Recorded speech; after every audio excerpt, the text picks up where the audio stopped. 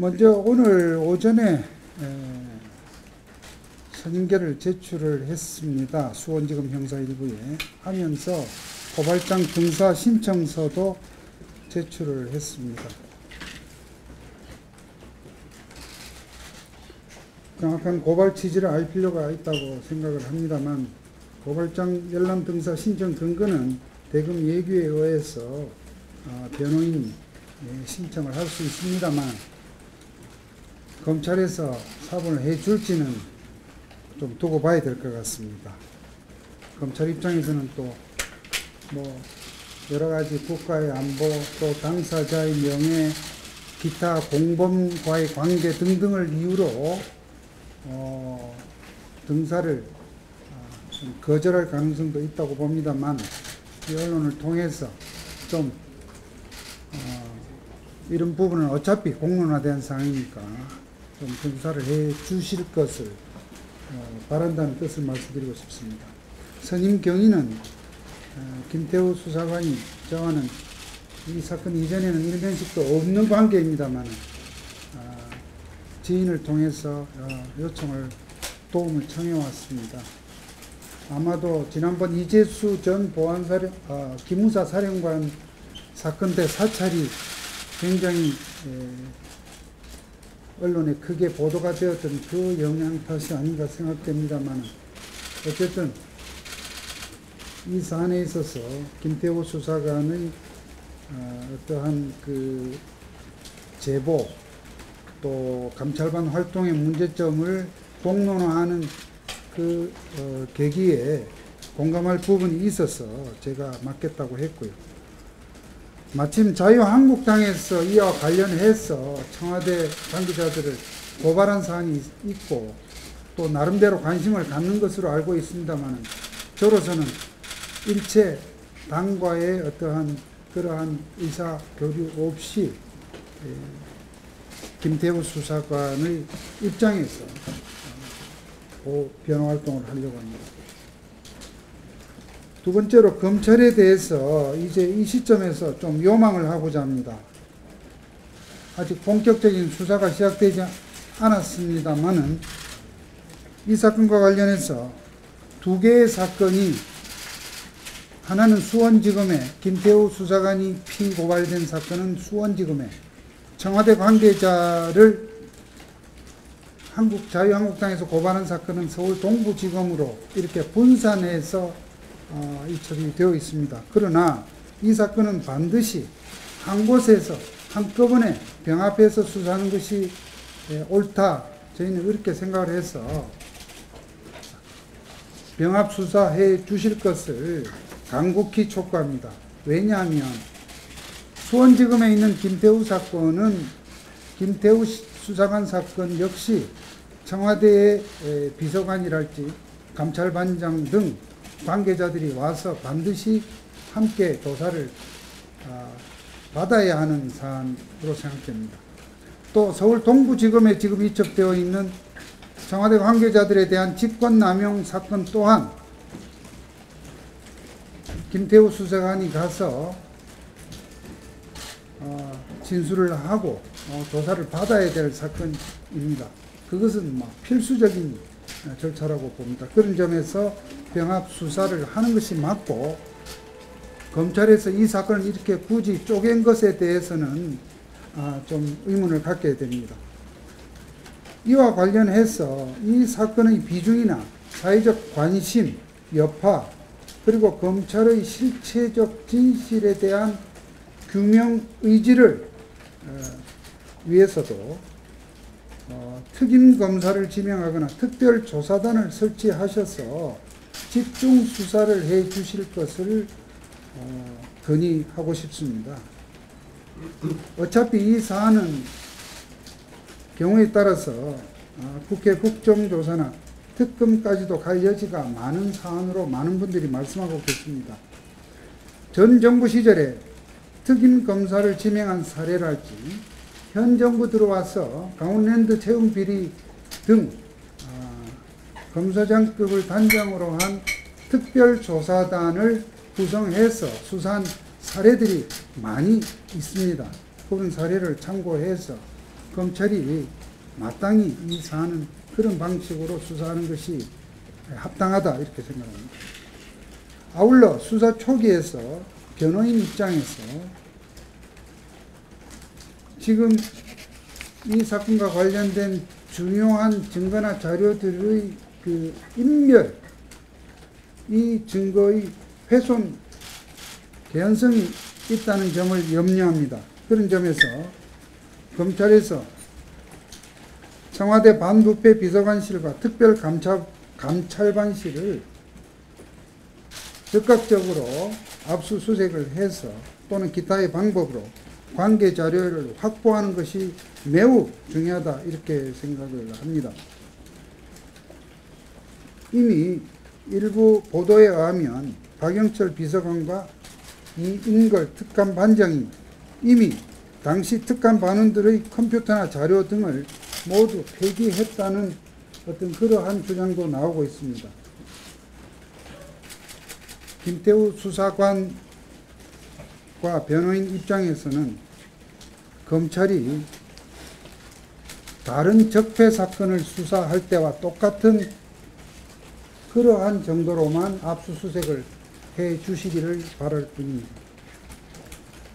세 번째로 김태우 수사관의 감찰 활동에 대해서 이미 지난 며칠간 많은 보도가 이루어졌습니다만 기본적인 몇 가지를 말씀을 드리고 나중에 질문을 받도록 하겠습니다. 김태우 수사관은 검찰 6급 수사관으로서 이명박 정부 때 1년, 약 1년, 박근혜 정부 때 약 1년 5개월, 그리고 현 정부에 와서 1년 6개월가량 청와대 특감반에서 파견 근무를 했습니다. 작년 7월에 특감반에 다시 파견된 이후 작년 10월까지 6개월 사이에 14건의 그러니까 첩보보고 중에서 14건이 관계부처에 이첩된 것으로 이렇게 자료가 확인되고 있습니다.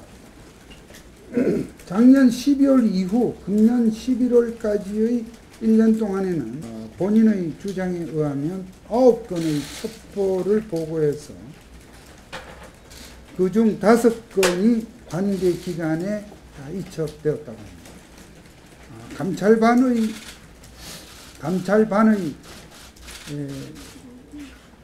입장에서는 이런 첩보 보고가 내부의 검토 그런 승인 과정을 거쳐서 관계기관에 이첩되는 것을 최고의 성과로 생각한다고 합니다.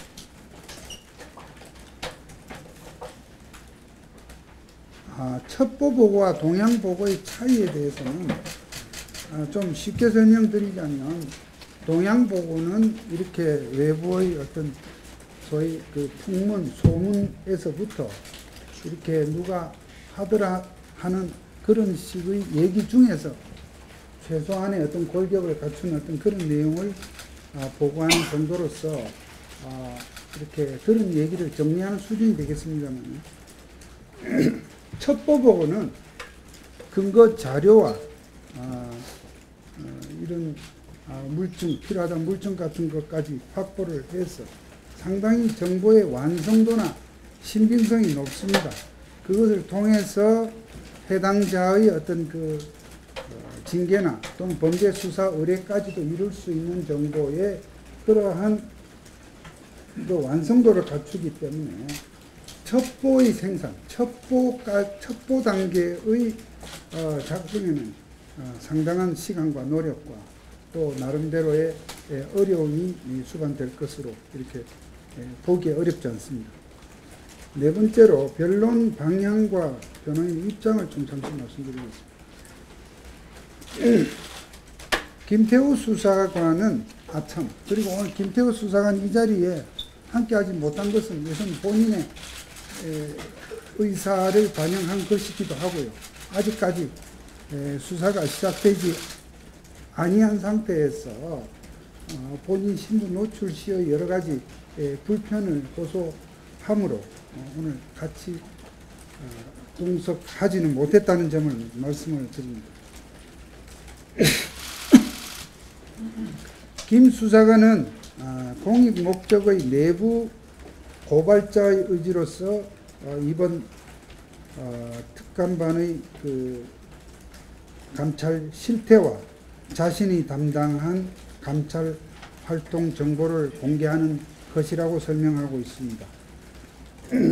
자신이 소속기관 원대 복귀라든지 감찰 조사를 받는다든지 이러한 신분상의 불이익을 받는 것은 지금 알려진 어떤 그러한 개인적 일탈 사유가 아니라 자신이 특감반 근무 중에 여야 구분 않고 소신껏 감찰 활동을 했던 때문이 아닌가라는 생각을 강하게 갖고 있고, 이번 사태에서도 자신을 포함한 특감반원들의 감찰 활동에 대한 청와대 상급자들의 폄하하는 태도, 평소 감찰 업무 수행 과정에서 민간인 접촉에 따른 자신의 그 문제 인식 등이 작용한 것으로 설명하고 있습니다. 변호인의 입장에서는 기본적으로 김 수사관의 그 행위가 고발 내용대로 공무상 비밀의 누설에 해당하는지, 또 한다고 할 것 같으면 그렇게 하게 된 소위 공익적 동기, 이런 부분을 가지고 이분의 권리 법익을 변호해 나갈 생각입니다. 김 수사관의 제보 공개한 내용이 과연 법률상 비밀에 해당하는지, 비밀에 해당한다 하여도 그 누설 행위는 국민들의 알 권리 충족, 또 내부 고발자 보호라는 측면과 충돌하는 매우 미묘한 문제입니다. 어쨌든 김태우 수사관 본인이나 변호인으로서는 이번 사태를 계기로 청와대의 특감반 활동에 위법 요소, 기타 관행적인 병폐가 있었는지를 살피는 계기로 삼아야 할 것으로 생각을 하고서 임하고 있습니다. 김태우 수사관의 개인적 비위나 일탈 행위에 대한 평가 문제가 있습니다. 그러나 그 평가 문제와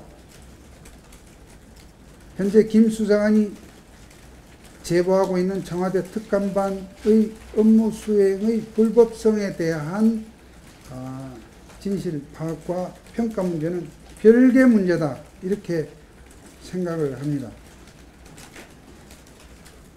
현재 김 수사관은 자신의 변명일 수도 있습니다만, 그러나 확고한 자세로서 자신에게 지금 씌워지고 있는 그러한 일탈 혐의, 즉 작년 11월 경찰청 방문 시에 최 모 씨가 조사받고 있는 그 사항에 대해서 어떠한 조회를 하거나 영향력을 행사하지 않았는가 하는 그런 세간의 오해와 달리, 자신은 당시 최 모 씨가 조사받고 있는 사실 자체도 몰랐고, 그 사안과 관련해서 당시 경찰청 관계자에게 어떠한 사항을 조회하거나 언급하거나 요청하거나 확인하거나 등등 부적절한 처신을 한 사실이 없었다, 이 사항을 경찰에서도 확인해 주었다고 주장하고 있습니다.